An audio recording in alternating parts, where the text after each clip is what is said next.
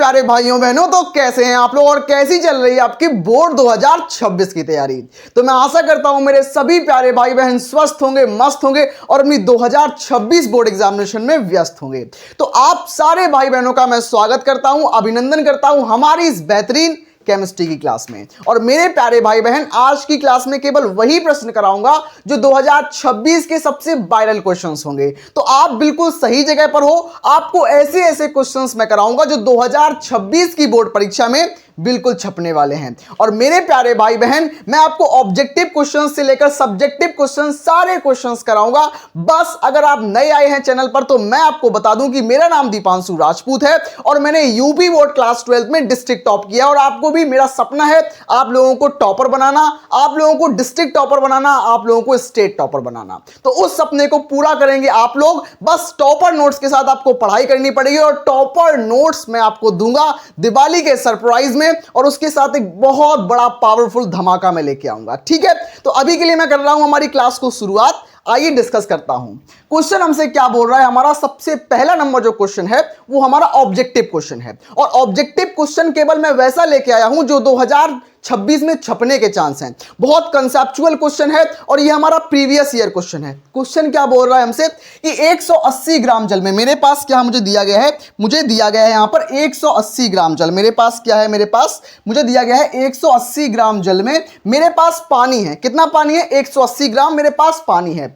उसमें कितने मोल होंगे? किसके? जल के कितने मोल होंगे? जल के कितने मोल होंगे, मतलब मुझे मोल फाइंड करने हैं। क्या बोला जा रहा है कि मुझे पानी का भार दिया गया है 180 ग्राम और उस 180 ग्राम में कितने मोल होंगे जल के, वो निकालना है। बिल्कुल सिंपल है भाई। मोल क्या होता है मेरे पास ऑप्शन आप देख लो। मेरे पास ऑप्शन है, मेरे पास 1 मोल, दूसरा ऑप्शन मेरे पास है 18 मोल, तीसरा ऑप्शन मेरे पास है 10 मोल, चौथा ऑप्शन मेरे पास है 100 मोल। तो आपको तुक्का नहीं लगाना। पहली चीज, ये हमारे पिछले सालों में क्वेश्चन आया है।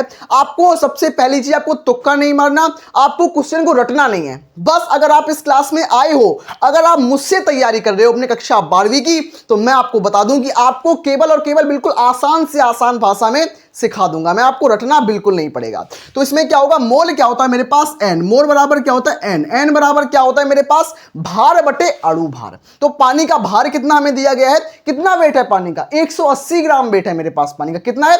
180 ग्राम। तो मेरे पास क्या हो जाएगा? 180 ग्राम मेरे पास दिया गया है। तो पानी का भार हमें कितना दिया गया है? 180 ग्राम पानी था। अब पानी का अणु भार कितना होता है? तो पानी का अणु भार क्या होता है? भैया मुझे तो पता ही नहीं है पानी का अणु भार कितना होता है, क्वेश्चन में भी नहीं दिया गया पानी का अणु भार। तो नो प्रॉब्लम, मैं आपको बताऊंगा पानी का अणु भार क्या होता है। पानी का फॉर्मूला क्या होता है मेरे पास? H2O। मेरे पास पानी का सूत्र क्या है मेरे पास? H2O। तो H मतलब हाइड्रोजन, इसमें 2 हाइड्रोजन होते हैं और 1 ऑक्सीजन होता है। तो हाइड्रोजन मेरे पास 2 है, तो 2 हाइड्रोजन है, तो 1 हाइड्रोजन का जो मेरे पास परमाणु भार होता है वो मेरे पास कितना होता है? 1। तो 2 गुणा 1 प्लस मैं कर दूंगा 16। तो ऑक्सीजन का मेरे पास अणु भार कितना होता है? ऑक्सीजन का मेरे पास 16। तो 2 एकम 2 हो जाएगा। तो 2 + 16 बराबर कितना हो जाएगा मेरे पास? 18। तो 2 + 16 बराबर मेरे पास 18 हो जाएगा। यानी कि मेरे पास पानी का अणु भार जो होता है वो 18 होता है। निकाल लिया मैंने सूत्र से, पानी का अणु भार 18 हो गया। तो 180 बटे 18 मैं कर दूंगा। क्या कर दूंगा? 180 बटे 18। अब इसको भाग दे के आप देख लो। अगर आपको 18 का पहाड़ा आता है तो आप इसका भाग दे के देख लो, सिंपल तरीके से आपका आंसर आ जाएगा। तो मेरे पास आएगा 10। तो मेरे पास मोल कितने होंगे? मेरे पास 180 ग्राम जल में 180 ग्राम जल में मोलों की संख्या 10 होगी। तो हमारा ऑप्शन नंबर जो बी है, ऑप्शन नंबर जो सी है हमारा 10 मोल। 10 मोल इसका राइट आंसर हो जाएगा। 18 मोल इसका राइट आंसर नहीं होगा। 180 बटे जब 18 हम करेंगे तो मेरे पास 10 मोल आएगा। ऑप्शन नंबर सी इसका राइट आंसर हो जाएगा। आ चुका हूं हमारे क्वेश्चन नंबर 2 की तरफ। तो हमारा दूसरा नंबर ऑब्जेक्टिव क्वेश्चन हमसे क्या बोल रहा है? दूसरा नंबर ऑब्जेक्टिव क्वेश्चन हमसे बोल रहा है कि Fe का मतलब मेरे पास क्या होता है? लोहा। फेरस किस ब्लॉक का तत्व होता है? फेरस किस ब्लॉक का एलिमेंट होता है? तो ये क्वेश्चन जो आया है हमारा डी तथा एफ ब्लॉक से मैंने ऑब्जेक्टिव क्वेश्चन लिया है। और हमारे पिछले सालों में भी ये प्रश्न आया था कि मेरे पास जो फेरस है, जो मेरे पास लोहा है, लोहा मेरे पास किस ब्लॉक का तत्व होता है? जो मेरे पास Fe है वो किस ब्लॉक का तत्व है? मेरे पास इसके 4 ऑप्शन आपको दिए गए हैं और मैं दोबारा से बता दूं कि आपको बिल्कुल भी तुक्का नहीं मारना है। ऑब्जेक्टिव क्वेश्चन का मतलब क्या होता है? Concept is power. तो आपको कॉन्सेप्ट से काम करना है, आपको तुक्का बिल्कुल नहीं मारना। बस फेरस जो होगा मेरे पास Fe जो है, Fe मेरे पास क्या है, Fe मेरे पास डी ब्लॉक का एलिमेंट है, मेरे पास डी ब्लॉक का तत्व है। अब Fe मेरे पास डी ब्लॉक का तत्व क्यों है, तो आप याद रखना जो मेरे पास Fe होता है, Fe का अगर मैं इलेक्ट्रॉनिक विन्यास करता हूं तो इसका जो अंतिम इलेक्ट्रॉन है, अंतिम इलेक्ट्रॉन डी कोष में जाता है। यानी कि मैं अगर इसका इलेक्ट्रॉनिक विन्यास करूं, मेरे पास अगर फेरस है यानी कि मेरे पास Fe है, तो Fe का अगर मैं इलेक्ट्रॉनिक विन्यास करूंगा तो मेरे पास क्या आएगा, मेरे पास आर्गन मेरे पास होगा, आर्गन मेरे पास 4s2 3d6, argon 4s2 3d6। तो इसमें जो अंतिम इलेक्ट्रॉन है वो डी कक्षक में जा रहा है, अंतिम इलेक्ट्रॉन डी कक्षक में जा रहा है। इसका मतलब यह है कि जो मेरे पास फेरस है, फेरस मेरे पास डी ब्लॉक का एलिमेंट है। तो सिंपल तरीके से मैंने डी ब्लॉक में टिक लगा दिया है। तो अब बात करूंगा हमारे आगे वाले क्वेश्चन की तरफ।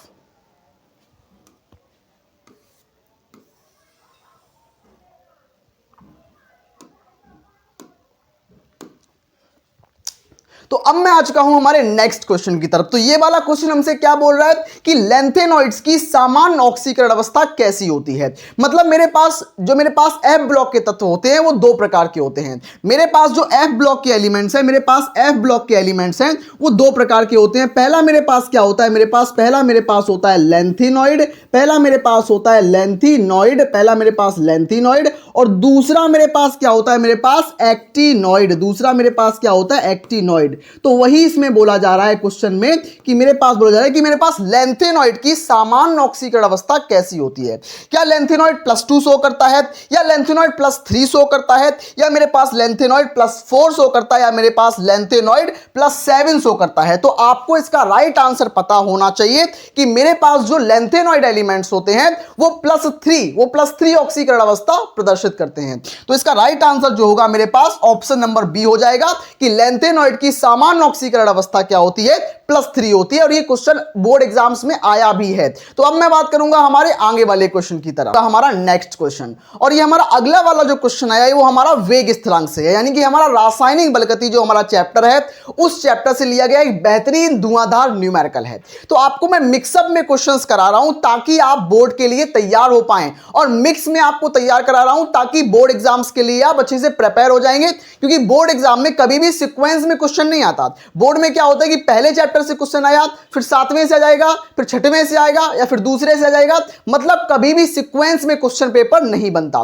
तो इसलिए आपको मैं इस तरीके से प्रैक्टिस करा रहा हूं ताकि आप इन चीजों की प्रैक्टिस पहले से कर लो कि किसी भी चैप्टर से कहीं से भी कोई सी भी क्वेश्चन आए आप उसको करने के लिए तैयार हो पाए। तो सिंपल तरीके से इस क्वेश्चन का हम हल करेंगे बहुत बेहतर तरीके से। तो क्या होगा मेरे पास कि मेरे पास कोई प्रथम कोटि की अभिक्रिया है, मेरे पास क्या है, मेरे पास कोई प्रथम कोटि की अभिक्रिया है मेरे पास।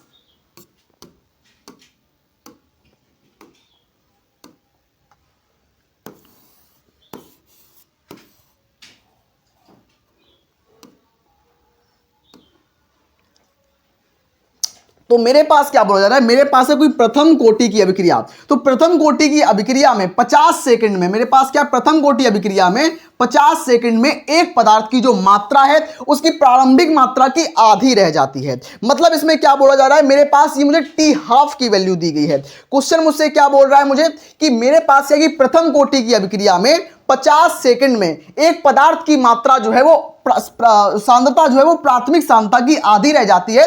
इसका वेग स्थिरांक आपको ज्ञात करना है। तो कैसे ज्ञात करेंगे, मेरे पास क्या बोला जाए, मेरे पास T½ का मान मुझे पता है। मुझे इसमें क्या दिया गया है, मुझे इसके अंदर दिया गया है, मेरे पास क्या है, मेरे पास T½ दिया गया है।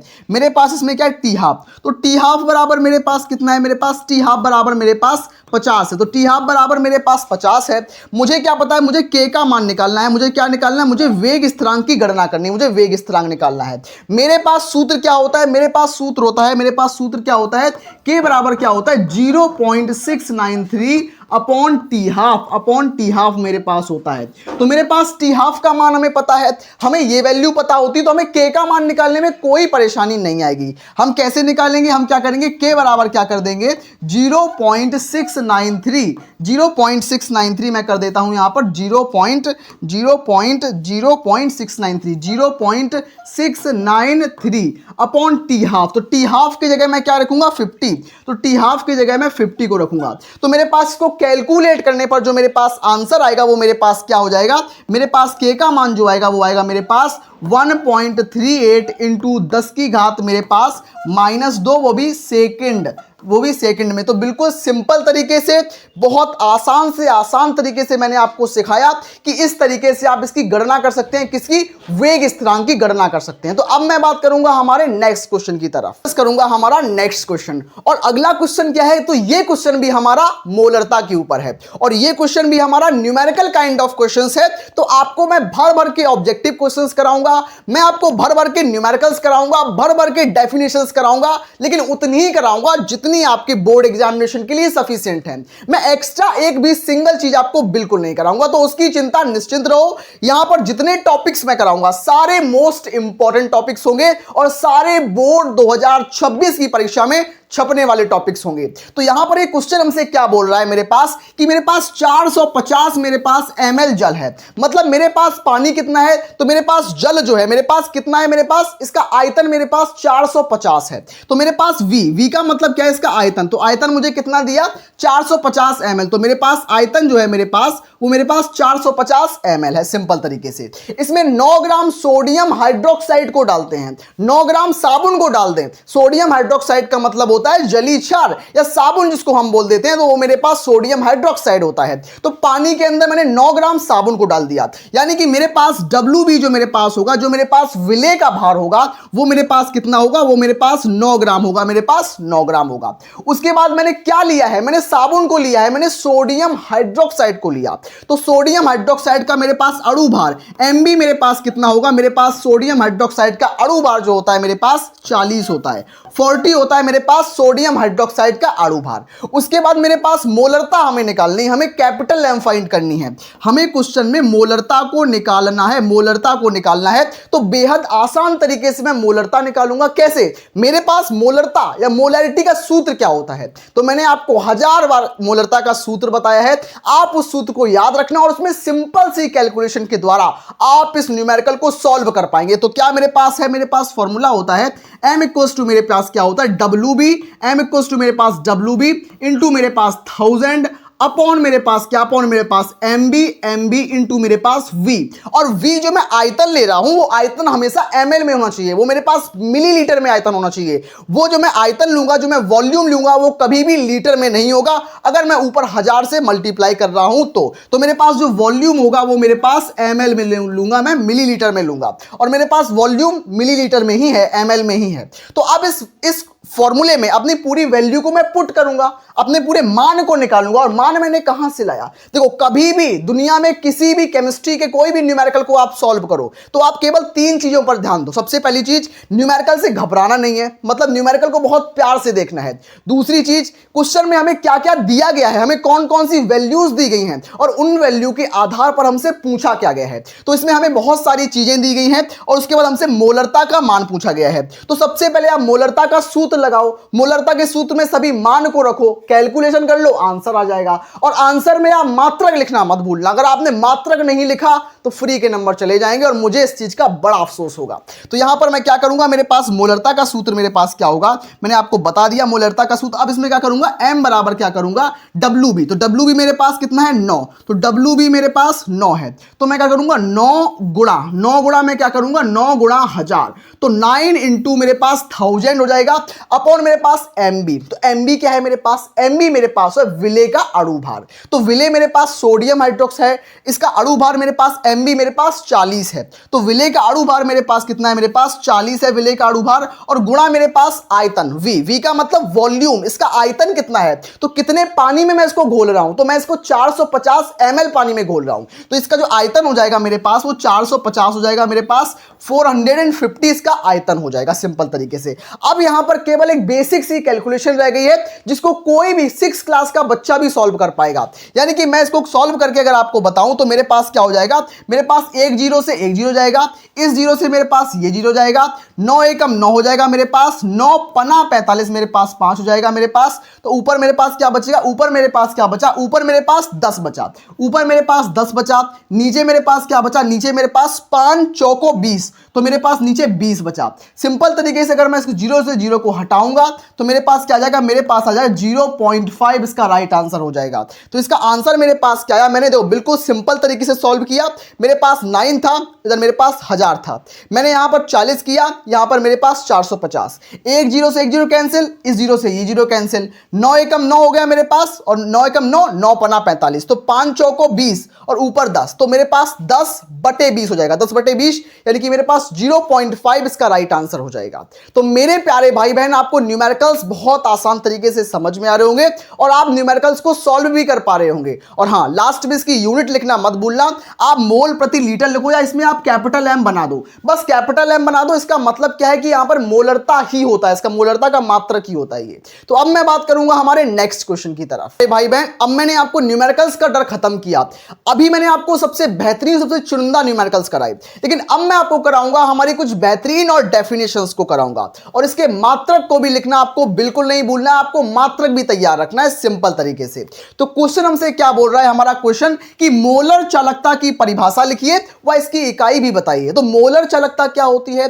चालकता का मतलब सबसे पहले हम समझते हैं, बहुत देसी भाषा में समझते हैं। चालकता का मतलब क्या होता है? चालकता का मतलब होता है कंडक्टिविटी, मतलब आपके घर में बिजली रहती है, आपके घर में तार होते हैं, जहां से आपका कूलर चलता है, जहां से आपका पंखा चलता है, आपका फ्रिज चलता है, आपके घर में एसी चलती है, तो उससे क्या होता है, वो उस तार की मदद से, वायर की मदद से, इलेक्ट्रिक वायर की मदद से जो तार में करंट बहती है, तार में करंट के बहने की जो कैपेसिटी है, तार में जो करंट बह रही है उसके बहने की क्षमता वगैरह क्या कहलाती है? हमारी चालकता। चालकता का मतलब होता है चलने की क्षमता, सिंपल तरीके से। तो मेरे पास क्या होगा, मेरे पास आयन की चलने की क्षमता, मेरे पास चालकता होती है। क्वेश्चन हमसे क्या बोल रहा है कि मोलर चालकता किसे कहते हैं, वह इसकी इकाई भी बताइए। तो ये क्वेश्चन जो है हमारा वेरी इंपॉर्टेंट क्वेश्चन है, ये क्वेश्चन जो है हमारा मोस्ट इंपॉर्टेंट क्वेश्चन है, और ये क्वेश्चन हमारा 2021 में, 22 में, 23 में, 24 में, मतलब पिछले सालों के रिकॉर्ड बना के रखा है, क्वेश्चन आता रहता है। तो मैंने सोचा कि मेरे प्यारे भाई बहनों को इसकी मैं प्रैक्टिस करा दूं, ताकि अगर उनके बोर्ड एग्जाम्स में आए तो उनसे ये क्वेश्चन ना छूटे।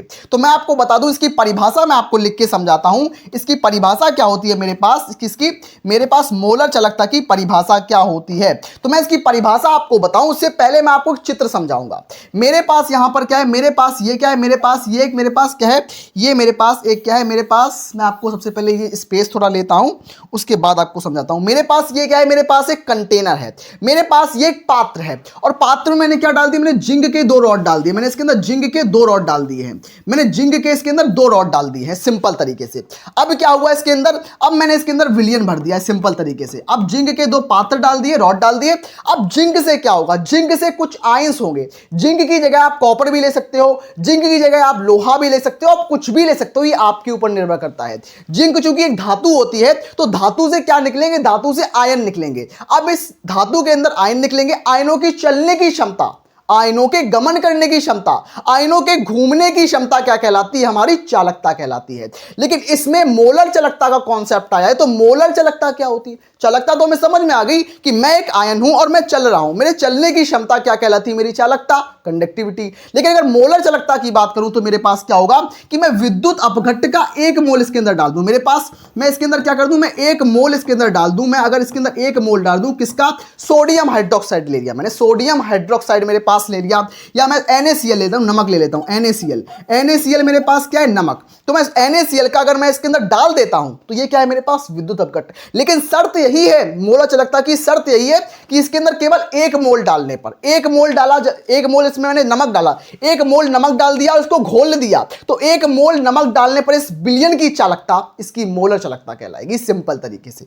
अब मैं इसको बिल्कुल आपको परिभाषा के वाइज बताता हूं, आपको परिभाषा इसकी समझाता हूं। तो कैसे इसकी परिभाषा आप बोर्ड एग्जाम्स में लिखेंगे, और क्या भैया चित्र भी बनाना है बोर्ड एग्जाम में, सोने पर सुहागा हो जाएगा। अगर आप चित्र बना देते हो तो ये आपका 2x इंप्रेशन बढ़ाता है एग्जामिनर के ऊपर। और मैं चाहता हूं कि मेरे प्यारे भाई बहन, आप एग्जाम में एग्जामिनर का इंप्रेशन लूटो। जितना अच्छा आप एग्जामिनर को खुश करोगे, आप उतने ज्यादा एग्जाम के रिजल्ट वाले दिन खुश हो जाओगे, क्योंकि एग्जामिनर को अगर सुविधा होगी तो आपकी अंक पत्र, जो आपकी मार्कशीट है, उसमें 90+ लाने से कोई नहीं रोक पाएगा। और एग्जामिनर को खुश कैसे करना है वो मैं आपको एग्जाम के आने तक आपको बिल्कुल सिखा दूंगा सिंपल तरीके से।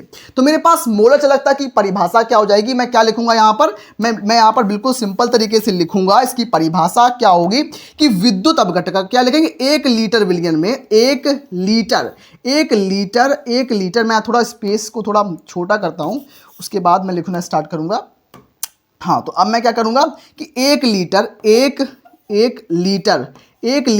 विलियन में, 1 लीटर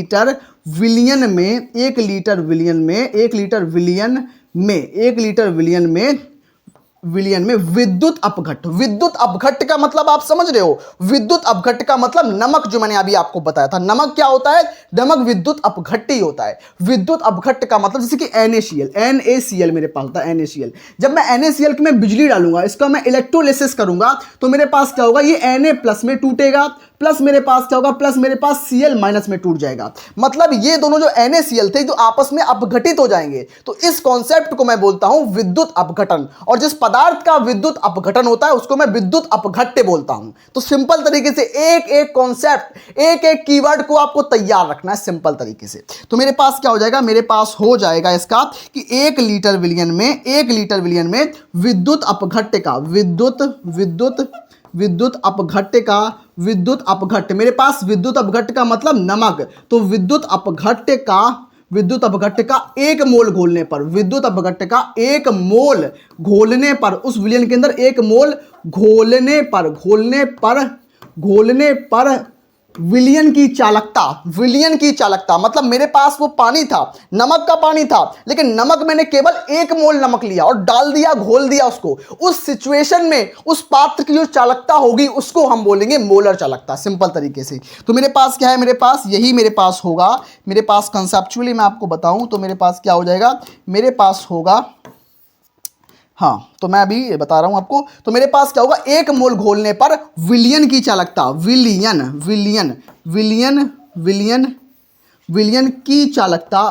की चालकता, 1 मोल घोलने पर विलियन की चालकता उसकी मोलर चालकता कहलाती है, उसकी मोलर चालकता कहलाती है, मोलर चालकता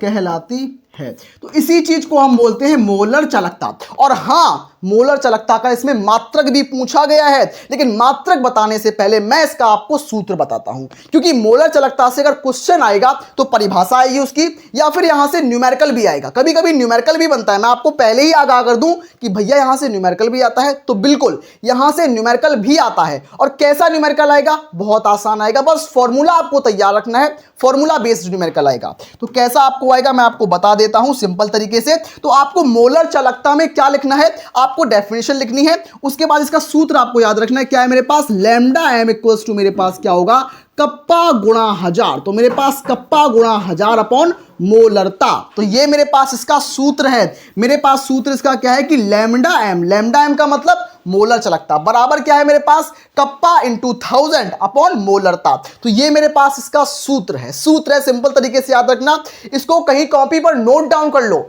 अगर आपका मन नहीं है नोट डाउन करने का तो नो प्रॉब्लम, आपको मेरे टॉपर नोट्स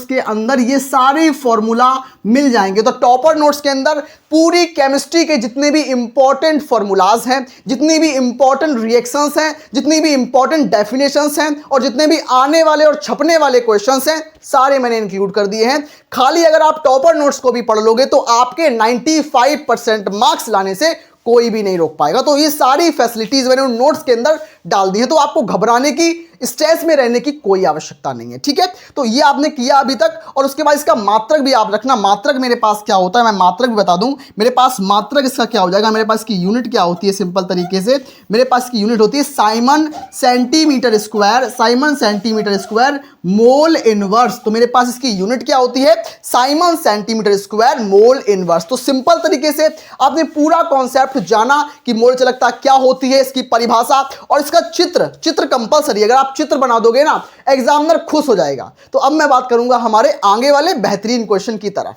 अरे भाई बहन, अब मैं आपको कराने वाला हूं एक सबसे बेहतरीन और कक्षा 12वीं का पूरे 100% पूछे जाने वाला नियम। तो मैं आपको बताने जा रहा हूं अब कोलराउस भाई साहब का नियम। जो मेरे पास कोलराउस है, कोलराउस मेरे पास एक वैज्ञानिक का नाम है और कोलराउस ने अपना एक नियम दिया था किसके लिए? मोलर चालकता ज्ञात करने के लिए। किसके लिए? अनंत तनुता पर, मतलब अनंत तनुता पर मोलर चालकता ज्ञात करने के लिए मुझे कोलराउस भाई साहब ने एक नियम दिया। कोलराउस एक वैज्ञानिक है, उन्होंने अपना नियम दिया। अब ये आपके बोर्ड एग्जामिनेशन में 3 नंबर से लेकर 5 नंबर तक में आता है। तो क्या आप अपने 3 से 5 नंबर केमिस्ट्री के अंदर पूरे करना चाहते हैं? तो बिल्कुल आप इस नियम को पढ़कर पक्के कर सकते हैं और बिल्कुल आसान से आसान शब्दों में मैं आपको सिखाने की और समझाने की कोशिश करूंगा। इसमें मेरे पास क्या है? मेरे पास इसमें क्या बोल रहा है क्वेश्चन? मेरा क्या बोल रहा है इसमें? मेरे पास क्वेश्चन जो है वो क्या है कि कोलराउस का नियम लिखिए। क्वेश्चन मेरे पास क्या बोल रहा है? कोलराउस का नियम लिखिए। तो कोलराउस का नियम लिखिए व इसके अनुप्रयोग भी लिखिए। तो कोलराउस का नियम क्या है मेरे पास? मेरे पास क्या होता है कि अनंत तनुता पर किसी दुर्बल विद्युत अपघट्ट की, दुर्बल विद्युत अपघट्ट का मतलब क्या होता है कि ऐसा विद्युत अपघट्ट, जो विद्युत अपघट्ट का मतलब क्या होता है? मेरे पास जैसे कि मेरे पास नमक था, NaCl था, मेरे पास NaCl था, इसको मैंने तोड़ा था, मेरे पास Na प्लस में टूटा था ये मेरे पास, और Cl मेरे पास माइनस में टूटा था। तो ये मेरे पास NaCl 2 टुकड़ों में टूट गया, इसको मैं बोल लूंगा विद्युत के द्वारा इसका अपघटन कर दिया, मतलब इसमें मैंने इलेक्ट्रिसिटी को डालकर इसको मैंने टुकड़ों में तोड़ दिया, तो ये मेरे पास विद्युत अपघट्ट हो जाएगा सिंपल तरीके से। लेकिन कुछ विद्युत अपघट्ट पूरे टूट जाते हैं और कुछ नहीं भी टूटते और कुछ आंशिक रूप से टूटते हैं, तो उसी आधार पर हमने इसको दुर्बल विद्युत अपघट्ट बोल दिया कि ऐसे विद्युत अपघट्ट जो पूरी तरीके से नहीं टूटते हैं। जैसे कि मैं आपको बताऊं एसिटिक एसिड, मेरे पास क्या होता है? मेरे पास CH3COOH जो मेरे पास एसिटिक अम्ल है, एसिटिक अम्ल जो होता है मेरे पास वो दुर्बल विद्युत अपघट्ट है, वो पूर्णतया वियोजित या आयनित नहीं होता है, वो कम कम टूटता है। वो बोलता है मैं पूरा नहीं टूटूंगा, मैं आंशिक रूप से टूटूंगा, हल्का हल्का टूटता है, तो वो मेरे पास दुर्बल विद्युत अपघट्ट हो जाता है। आपको शब्दों को समझना है, आपको बिल्कुल ध्यान से कॉन्सेप्ट पर फोकस करना है, क्योंकि मैं हमेशा बोलता हूं कि कॉन्सेप्ट इज पावर। आपको कॉन्सेप्ट समझाना मेरी जिम्मेदारी है। एग्जाम में कितना भी क्वेश्चन को टिल्ट कर दे, कितना भी घुमाए, आप नहीं घूमना, आपको घूमना नहीं है बिल्कुल। तो मेरे पास क्या है कि अनंत तनुता पर दुर्बल विद्युत अपघट्ट की मोलर चालकता, इसमें भी मोलर चालकता आया, ठीक है, उसके धनायनों, उसमें धनायनों तथा ऋणायनों की मोलर चालकता के योग के बराबर होती है। मेरे पास जो भी दुर्बल, मेरे पास विद्युत अपघट्ट था, इसमें पहला ये क्या बना? मेरे पास धन का आयन बना क्योंकि इसमें पॉजिटिव है। ये मेरे पास क्या बना? मेरे पास ऋण का आयन बना क्योंकि ये नेगेटिव है। तो इन दोनों की चालकता, इन दोनों की मोलर चालकता को हम जोड़ देंगे तो मेरे पास टोटल मोलर चालकता आ जाएगी। सही है? तो काहे तुम्हारा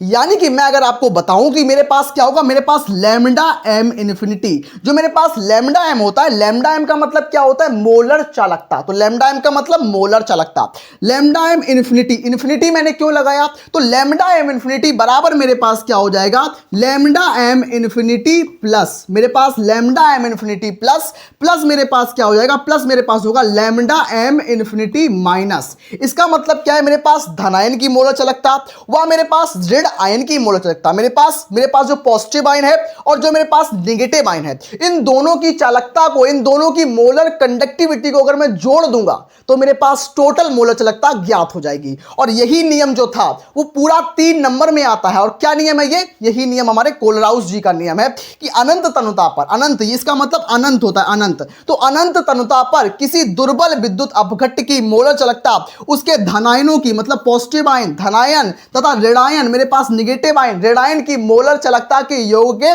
बराबर होती है। तो ये मेरे पास कॉन्सेप्ट है। समझ में आया आपको?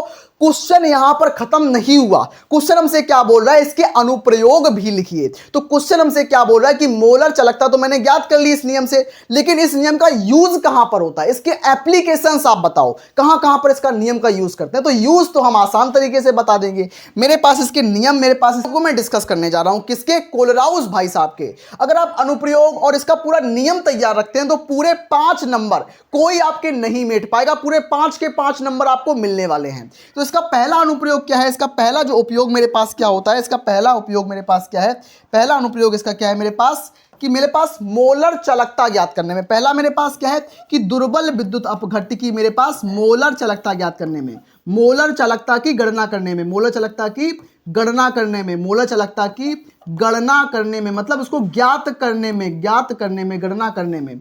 दूसरा उपयोग इसका कहां पर अनुप्रयोग होता है, तो पहला अनुप्रयोग मोलर चालकता ज्ञात करने में, दूसरा अनुप्रयोग क्या है, मैं बिल्कुल सिंपल से आपको बता रहा हूं, मैं क्या बता रहा हूं, वियोजन की कोटि ज्ञात करने में। किसमें, वियोजन की कोटि ज्ञात करने में, किसमें मेरे पास, वियोजन की कोटि की गणना करने में, मेरे पास क्या है कि वियोजन कोटि की गणना करने में, कोटि की गणना करने में, वियोजन कोटि की गणना करने में मेरे पास। और उसके बाद मैं तीसरा आपको और बता दूं कि तीसरा मेरे पास क्या होता है, तीसरा मैं आपको यहां पर लिख दूं ताकि आपको नीचे दिख रहा हो या नहीं दिख रहा हो मुझे नहीं पता, लेकिन आपको मैं यहां पर लिख के बता देता हूं। तीसरा मेरे पास क्या होता है, जल का आयनिक गुणनफल ज्ञात करने में। किसका, जल का आयनिक गुणनफल ज्ञात करने में, जल का आयनिक गुणनफल जो मेरे पास होता है उसकी गणना करने में, तो जल का आयोनिक गुणनफल ज्ञात करने में, आयोनिक गुणनफल ज्ञात करने में। सिंपल तरीके से इसको मैंने किया तो मेरे पास इसके अनुप्रयोग भी मैंने आपको बता दिए, मैंने पूरा नियम बताया, उसके अनुप्रयोग बताए। तो इन चीजों को अगर आप तैयार रखोगे और साथ में आपको सूत्र, इसका फॉर्मूला भी तैयार रखना है, इन चीजों को तैयार कर लो, आपके 5 नंबर कहीं नहीं गए। अब मैं बात करता हूं हमारे आगे वाले क्वेश्चन की तरफ, करूंगा हमारा नेक्स्ट क्वेश्चन। ये क्वेश्चन हमसे क्या बोल रहा है कि तापीय गुणांक से आप क्या समझते हो, इसका तापमान, इसका वेग स्थिरांक से संबंध क्या होता है, ये हमें बताना है। तो क्वेश्चन क्या बोल रहा है कि तापीय गुणांक से आप क्या समझते हैं, अभिक्रिया के लिए, अभिक्रिया के वेग से इसका संबंध बताइए। तो हमें इसकी रिलेशन भी बतानी है अभिक्रिया के वेग के साथ, और मेरे पास तापीय गुणांक क्या होता है इसको मुझे बताना है। तो अभिक्रिया में क्या होता है, मेरे पास कुछ अभिकारक होते हैं, जो अभिकारक मिलकर उत्पाद का निर्माण करते हैं। तो ये मेरे पास क्या कहलाती है, ये प्रोसेस जो होता है मेरा अभिक्रिया कहलाती है। सिंपल तरीके से मैं पता है अभिक्रिया क्या होती है, लेकिन अगर मैं आपसे बोलूं कि अगर मैं किसी अभिक्रिया में टेम्परेचर दूं, अगर मैं नीचे आग जलाऊं या टेम्परेचर दूं, तापमान बढ़ाऊं, तो क्या अभिक्रिया बढ़ेगी या घटेगी, आपके हिसाब से क्या होगा, आप मन में सोचो। तो इसका उत्तर मैं आपको बताऊं कि अभिक्रिया बढ़ जाएगी। अगर हम 10 डिग्री टेम्परेचर बढ़ाते हैं तो अभिक्रिया लगभग 2 गुना स्पीड से चलती है। तो यही मेरे पास तापमान और मेरे पास अभिक्रिया के वेग में संबंध होता है। तो मेरे पास क्या है कि तापीय गुणांक का मान बढ़ाने पर अभिक्रिया का वेग बढ़ता है। तो मतलब अगर मैं तापीय गुणांक बढ़ाऊंगा तो अभिक्रिया मेरे पास स्पीड में बढ़ जाएगी, अगर मैं घटाऊंगा तो घट जाएगी, आपस में समानुपाती होती है। सिंपल तरीके से इसमें क्या है कि किसी अभिक्रिया के दो तापों के मतलब 10 डिग्री सेल्सियस के अंतराल के अनुपात को, मैंने बोला ना कि अगर मैं 10 डिग्री बढ़ाऊंगा, तो ये हमारा एक डेटा होता है, साइंटिफिकली प्रूवन डेटा है कि अगर मैं 10 डिग्री सेल्सियस तापमान किसी अभिक्रिया का, किसी रिएक्शन का बढ़ा रहा हूं, तो वो ऑलमोस्ट 2 गुना स्पीड से बढ़ जाती है, 2 गुना स्पीड से होती है, उसकी जो दर है, उसकी जो वेग है, उसकी वेलोसिटी बढ़ जाती है। तो ये क्या होता है, मेरे पास अभिक्रिया के 10 डिग्री अंतराल पर वेग स्थिरांक के अनुपात को हम क्या बोलेंगे, तापीय गुणांक बोलेंगे। और इसका फॉर्मूला आप तैयार रखना, कैसे याद रखेंगे, मेरे पास फॉर्मूला मेरे पास क्या हो जाएगा, मेरे पास फॉर्मूला क्या होगा, इस चीज का फॉर्मूला मेरे पास ये होगा, याद रखना आप लोग, फॉर्मूला क्या है मेरे पास, तापीय गुणांक बराबर क्या होगा, मेरे पास क्या होगा, तापीय गुणांक बराबर क्या होगा, तापीय गुणांक बराबर मेरे पास होगा के। वेग स्थिरांक का मतलब क्या होता है, वेग स्थिरांक को हम किससे डिनोट करते हैं, वेग स्थिरांक मेरे पास होता है के। तो के बराबर मैं कर दूंगा 35 डिग्री सेल्सियस पर, के बराबर एक मेरे पास 35 डिग्री सेल्सियस पर, और दूसरा मेरे पास वेग स्थिरांक मेरे पास 25 डिग्री सेल्सियस पर। इसका मतलब क्या है कि मैंने दो तापमान लिए, पहला 25 डिग्री, दूसरा 35 डिग्री, दोनों के बीच में अंतराल कितना है, इंटरवल कितना है, 10 डिग्री सेल्सियस का। तो मैंने एक मेरे पास ये तापमान 25 का है, एक मेरे पास 35 का तापमान, दोनों के बीच में कितना, 10 डिग्री का अंतर। तो दोनों वेग स्थिरांकों के अनुपात को हम तापीय गुणांक कहते हैं। तो ये मेरे पास क्या हो जाएगा, फॉर्मूला इसका सामने निकल के आ जाएगा। क्या भैया यहां से न्यूमेरिकल आता है, बिल्कुल न्यूमेरिकल यहां से नहीं आता, जहां से न्यूमेरिकल आता है वहां से बताऊंगा आपको, मैं कचड़ा नहीं पढ़ाऊंगा आपको। अब वो समय नहीं कि मैं पूरी रामायण आपको पढ़ाऊं, पढ़ाने को तो मैं आपको बहुत डिटेल में लेके जाऊं, लेकिन अब वो समय नहीं है। अब केवल वही क्लास चलेंगी जो छपने वाले क्वेश्चन होंगे, छपने वाली क्लासेस लेके आऊंगा। एग्जाम में जहां से क्वेश्चन छपेंगे वो क्लासेस लेके आऊंगा सिंपल तरीके से। तो आप इस चीज को याद रखना कि ये भी याद रखना, तापीय गुणांक बढ़ने पर अभिक्रिया का वेग बढ़ जाता है, सिंपल तरीके से याद रखना। तो आज की क्लास आप लोगों को कैसी लगी? आशा करते हैं आपको क्लास में मजा आया होगा और सबसे बेहतरीन चुनिंदा वायरल प्रश्नों को मैंने कराया। अभी आगे की क्लासेस में और मजा आने वाला है। चैनल को सब्सक्राइब कर लो, अपने दोस्तों को शेयर कर देना। मैं मिलता हूं अपनी नेक्स्ट अमेजिंग क्लास में, तब तक के लिए पढ़ते रहिए और पढ़ाई को बहुत आनंद से करते रहिए।